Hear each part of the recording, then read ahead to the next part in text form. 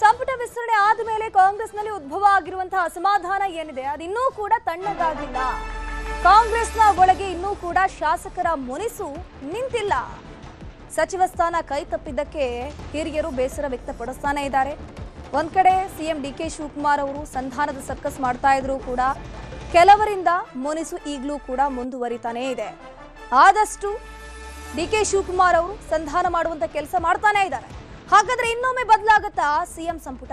Reshuffle ಏನಾದ್ರೂ ಆಗತ್ತಾ ಅನ್ನುವಂಥ ಪ್ರಶ್ನೆ ಉದ್ಭವ ಆಗಿದೆ. ಇಂದು ದೆಹಲಿಗೆ ಸಿಎಂ ಡಿಕೆ ಶಿವಕುಮಾರ್ ಅವರು ಪ್ರಯಾಣ ಬೆಳೆಸಲಿದ್ದಾರೆ. ಸಂಪುಟದಲ್ಲಿ ಬದಲಾವಣೆ ಬಗ್ಗೆ ಹೈಕಮಾಂಡ್ ಜೊತೆ ಚರ್ಚೆ ಮಾಡುವಂತ ಸಾಧ್ಯತೆ ಇದೆ. ರಾಹುಲ್ ಗಾಂಧಿ, ಮಲ್ಲಿಕಾರ್ಜುನ ಖರ್ಗೆ, ಕೆಸಿ ವೇಣುಗೋಪಾಲ್ ಜೊತೆ ಸಿಎಂ ಚರ್ಚೆಯನ್ನು ನಡೆಸಲಿದ್ದಾರೆ. ಬದಲಾವಣೆಗೆ ಇನ್ ಕೇಸ್ ಓಕೆ ಅಂತ ಹೇಳಿದ್ರೆ ಬದಲಾವಣೆ ಆಗಬಹುದು. ಬಟ್ ಇಲ್ಲಿ ಬದಲಾವಣೆಗೆ ಹೈಕಮಾಂಡ್ ಓಕೆ ಅನ್ನತ್ತಾ ಅನ್ನುವಂಥದ್ದು ಪ್ರಶ್ನೆ ಆಗಿದೆ. ಹೊಸ ಸಚಿವರ ಖಾತೆ ಹಂಚಿಕೆ ಬಗ್ಗೆಯೂ ಕೂಡ ಚರ್ಚೆ ಆಗಲಿದೆ. ಹಾಗಾದ್ರೆ ಇಲ್ಲಿ ಯಾರಿಗೆ ಅವಕಾಶ? ಮತ್ತೊಬ್ಬರಿಗೆ ಅಸಮಾಧಾನ. ಈಗ ಒಬ್ಬರಿಗೆ ಅವಕಾಶ ಕೊಟ್ಟರೆ ಈಗ ಮತ್ತೊಬ್ಬರು ಅಸಮಾಧಾನ ವ್ಯಕ್ತಪಡಿಸ್ತಾರೆ. ಹಾಗಾಗಿ ಇವೆಲ್ಲವೂ ಕೂಡ ಕಗ್ಗಂಟಾಗಿ ಪರಿಣಮಿಸ್ತಾ ಇದೆ ಡಿಕೆ ಶಿವಕುಮಾರ್ ಅವರಿಗೆ. ಸೊ ಈಗ ದಾರಿ ಇರುವಂತದ್ದು ಒಂದೇ, ಹೈಕಮಾಂಡ್ ಬಳಿ ಮಾಹಿತಿಯನ್ನ ಪಡ್ಕೊಳ್ಳಲಿದ್ದಾರೆ. ಇದ್ರ ಬಗ್ಗೆ ಹೆಚ್ಚಿನ ಮಾಹಿತಿ ನೀಡ್ತಾ ಹೋಗ್ತಾರೆ ನಮ್ಮ ಪ್ರತಿನಿಧಿ ಕಾರ್ತಿಕ್. ನೇರ ಸಂಪರ್ಕದಲ್ಲಿ ಜಾಯಿನ್ ಆಗಿದ್ದಾರೆ. ಕಾರ್ತಿಕ್, ಎರಡನೇ ಹಂತದ ಸಚಿವ ಸಂಪುಟ ವಿಸ್ತರಣೆ ಆಯಿತು, ಬಟ್ ಅಸಮಾಧಾನ ಇನ್ನೂ ಕೂಡ ತಣ್ಣಗಾಗ್ತಾ ಇಲ್ಲ. ಇವತ್ತು ಸಿಎಂ ಡಿಕೆ ಶಿವಕುಮಾರ್ ಅವರು ದೆಹಲಿಗೆ ಹೋಗ್ತಾ ಇದ್ದಾರೆ. ಖಾತೆ ಹಂಚಿಕೆ ಜೊತೆಗೆ ಇನ್ ಕೇಸ್ ಈಗಿರುವಂತಹ ಖಾತೆ ಬದಲಾವಣೆ ಆಸ್ ವೆಲ್ ಆಸ್ ಯಾರಿಗಾದ್ರೂ ಒಂದು ಕುರ್ಚಿಯನ್ನು ಬಿಟ್ಕೊಟ್ಟು ಬೇರೆಯವರಿಗೆ ಕೊಡುವಂತಹ ಚಾನ್ಸಸ್ ಇದೆಯಾ, ಹೇಗೆ?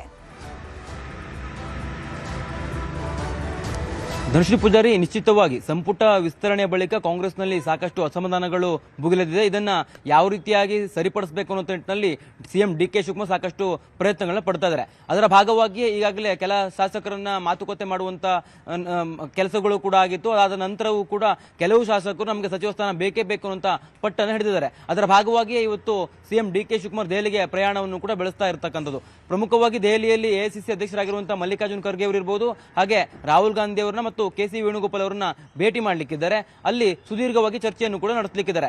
ರಾಜ್ಯದ ವಿದ್ಯಮಾನಗಳು ಯಾವ ರೀತಿಯಾಗಿದೆ, ರಾಜ್ಯದಲ್ಲಿ ಉದ್ಭವಿಸಿರ್ತಕ್ಕಂಥ ಭಿನ್ನಮತ ಸರ್ಕಾರಕ್ಕೆ ಯಾವ ರೀತಿಯಾಗಿ ಒಂದು ತೊಂದರೆಯನ್ನ ಇಕ್ಕಟ್ಟನ್ನ ಸೃಷ್ಟಿ ಮಾಡಿದೆ ಅನ್ನುವಂಥ ವಿಚಾರವನ್ನು ಪ್ರಸ್ತಾಪ ಮಾಡ್ತಾರೆ. ಜೊತೆಗೆ ಈಗಿರುವಂತಹ ಆಯ್ಕೆಗಳ ಬಗ್ಗೆಯೂ ಕೂಡ ಸಿಎಂ ಡಿಕೆ ಶಿವಕುಮಾರ್ ಹೈಕಮಾಂಡ್ ನಾಯಕರೊಂದಿಗೆ ಚರ್ಚೆಯನ್ನು ಮಾಡಬಹುದು. ಯಾಕೆ ಅಂತಂದ್ರೆ ಈಗಾಗಲೇ ಎಂ ಕೃಷ್ಣಪ್ಪ ಸೇರಿದಂತೆ ಕೆಲವರು ಸಚಿವ ಸ್ಥಾನಕ್ಕಾಗಿ ಬೇಡಿಕೆ ಇಟ್ಟಿದ್ದಾರೆ. ಹಾಗೆ ಮಾಜಿ ಮುಖ್ಯಮಂತ್ರಿ ಸಿದ್ದರಾಮಯ್ಯನವರು ಕೂಡ ಈ ಒಂದು ಸಂಪುಟ ವಿಸ್ತರಣೆ ಬಳಿಕ ಅಸಮಾಧಾನಗೊಂಡಿದ್ದಾರೆ.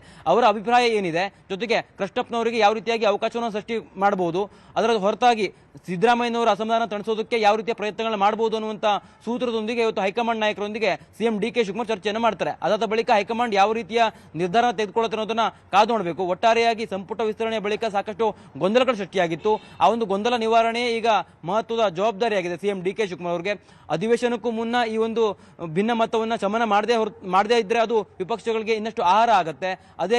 ಆ ವಿಚಾರವನ್ನೇ ಇಟ್ಟುಕೊಂಡು ಸದನದಲ್ಲಿ ಕೋಲಾಹಲವನ್ನು ಕೂಡ ವಿಪಕ್ಷಗಳು ಸೃಷ್ಟಿ ಮಾಡಬಹುದು. ಈ ಒಂದು ಹಿನ್ನೆಲೆಯಲ್ಲಿ ಇವತ್ತಿನ ಡಿಕೆ ಶಿವಕುಮಾರ್ ಅವರು ದೆಹಲಿ ಭೇಟಿ ಸಾಕಷ್ಟು ಮಹತ್ವವನ್ನು ಪಡೆದುಕೊಂಡಿದೆ. ಹೈಕಮಾಂಡ್ ನಾಯಕರು ಯಾವ ರೀತಿಯ ನಿರ್ಧಾರವನ್ನು ತೆಗೆದುಕೊಳ್ತಾರೆ ಅನ್ನೋದನ್ನು ಕೂಡ ಕಾದು ನೋಡಬೇಕಾಗಿದೆ. ಜೊತೆಗೆ ಕಾಂಗ್ರೆಸ್ ಹೈಕಮಾಂಡ್ ಒಂದೊಮ್ಮೆ ಸಂಪುಟದಲ್ಲಿ ಸಣ್ಣ ಬದಲಾವಣೆಯನ್ನ ಮಾಡುತ್ತಾ ಅನ್ನುವಂಥ ರೀತಿಯಲ್ಲಿ ಕೂಡ ಪ್ರಶ್ನೆಗಳಿದ್ದಿರುವಂತು. ಈ ನಡುವೆ ಕೆಲ ಸಚಿವರಿಗೆ ಈಗಾಗಲೇ ಕಾಂಗ್ರೆಸ್ನ ಹೈಕಮಾಂಡ್ ನಾಯಕರು ಸೂಚನೆಯನ್ನು ಕೂಡ ಕೊಟ್ಟಿದ್ದಾರೆ. ಕೆಲವು ಅವಶ್ಯಕತೆ ಇದ್ದಂಥ ಸಂದರ್ಭದಲ್ಲಿ ತ್ಯಾಗಕ್ಕೂ ಕೂಡ ಸಿದ್ಧರಾಗಬೇಕು ಅನ್ನುವಂಥ ನಿಟ್ಟಿನಲ್ಲಿ ಹೇಳಿಕೆಯನ್ನು ಕೊಟ್ಟಿದ್ದಾರೆ, ಅವರಿಗೆ ಸೂಚನೆಯನ್ನು ಕೊಟ್ಟಿದ್ದಾರೆ ಅನ್ನುವಂಥ ಮಾಹಿತಿಯೂ ಕೂಡ ಲಭ್ಯವಾಗಿದೆ. ಒಟ್ಟಾರೆಯಾಗಿ ಯಾರ ತಲೆದಂಡ ಆಗತ್ತೆ ಅನ್ನುವಂಥದ್ದನ್ನು ಕಾದು ನೋಡಬೇಕು. ಜೊತೆಗೆ ಸಂಪುಟದಲ್ಲಿ ಏನಾದರೂ ಬದಲಾವಣೆಯನ್ನು ಮಾಡೋದಕ್ಕೆ ಕಾಂಗ್ರೆಸ್ ಹೈಕಮಾಂಡ್ ಮುಂದಾದರೆ ಕಾಂಗ್ರೆಸ್ ಹೈಕಮಾಂಡ್ ಬಳಿ ಯಾವ ರೀತಿಯ ಆಯ್ಕೆಗಳಿದಾವೆ, ಒಂದೊಮ್ಮೆ ಯಾರಿಗೋ ಒಬ್ಬರಿಗೆ ಅವಕಾಶವನ್ನು ಸೃಷ್ಟಿ ಮಾಡೋದಕ್ಕೋಸ್ಕರವಾಗಿ ಬದಲಾವಣೆಯನ್ನು ಮಾಡಿದ್ರೆ ಅದು ಇನ್ನಷ್ಟು ಅಸಮಾಧಾನಕ್ಕೆ ಕಾರಣ ಆಗಬಹುದಾ, ಈ ಎಲ್ಲ ರೀತಿಯಲ್ಲಿ ಚರ್ಚೆಗಳನ್ನ ಮಾಡಿಯೇ ಕಾಂಗ್ರೆಸ್ ಹೈಕಮಾಂಡ್ ಒಂದು ಅಂತಿಮವಾಗಿರುವಂತಹ ನಿರ್ಧಾರನ ತೆಗೆದುಕೊಳ್ಳಲಿಕ್ಕಿದೆ. ಧನುಶ್ರೀ ಪೂಜಾರಿ. ಕಾರ್ತಿಕ್, ಈಗ ಇಲ್ಲಿ ಸಿದ್ದರಾಮಯ್ಯ ಬಣದಲ್ಲಿರುವಂತಹ ಪ್ರಮುಖ ನಾಯಕರಿಗೆ ಇಲ್ಲಿ ಸಚಿವ ಸ್ಥಾನ ಕೊಡುವಲ್ಲಿ ಡಿಕೆ ಶಿವಕುಮಾರ್ ಅವರು ವಿಫಲರಾಗಿದ್ದಾರೆ. ಸೊ ಹಾಗಾಗಿ ಮೇಲ್ನೋಟಕ್ಕೆ ಸಿದ್ದರಾಮಯ್ಯ ಅಸಮಾಧಾನ ವ್ಯಕ್ತಪಡಿಸ್ತಾ ಇದ್ದಾರೆ. ಅದಕ್ಕೆ ಪೂರಕ ಅನ್ನೋ ರೀತಿ ಮೊನ್ನೆ ಪದಗ್ರಹಣ ಕಾರ್ಯಕ್ರಮಕ್ಕೆ ಅವರು ಬಂದಿರಲಿಲ್ಲ. ಇವತ್ತು ಸಿಎಂ ಅವರು ಡಿಕೆ ಶಿವಕುಮಾರ್ ಅವರು ದೆಹಲಿಗೆ ಹೋಗ್ತಾ ಇದ್ದಾರಲ್ಲ, ಅಲ್ಲೇನಾದ್ರೂ ಹೈಕಮಾಂಡ್ ಅವರು ಸಿದ್ದರಾಮಯ್ಯನವರನ್ನ ಕರೆಸಬಹುದಾ, ಅವರ ಒಪಿನಿಯನ್ ಅಲ್ಲಿ ಕರೆದು ಕೇಳಬಹುದಾ, ಹೇಗೆ? ದರ್ಶಿ ಪೂಜಾರಿ, ಈಗಿರ್ತಕ್ಕಂಥ ಮಾಹಿತಿ ಪ್ರಕಾರ ಸಿದ್ದರಾಮಯ್ಯನವ್ರನ್ನ ದೆಹಲಿ ನಾಯಕರು ಕರೆ ಅಂದ್ರೆ ಅವರನ್ನ ಕರೆಸಿಕೊಳ್ಳುವಂತ ಸಾಧ್ಯತೆ ತೀರಾ ಕಡಿಮೆ ಇದೆ.